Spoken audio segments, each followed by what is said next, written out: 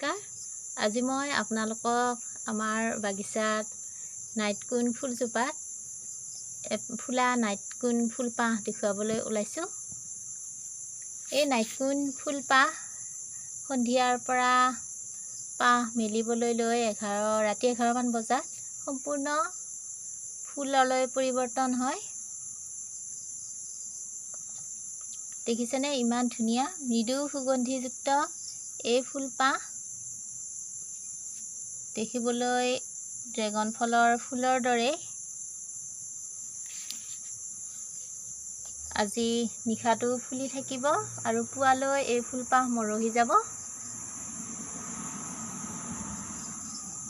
এই নাইটকুইন ফুল আমাৰ এইবাৰ এই গছজোপাত এতিয়ালৈ 4 পাহ ফুলিল, এপাহ এপাহকৈ ফুলিছে। জুন জুলাই মাহৰ পৰা নাইটকুইন ফুল ফুলিবলৈ লয় গছত।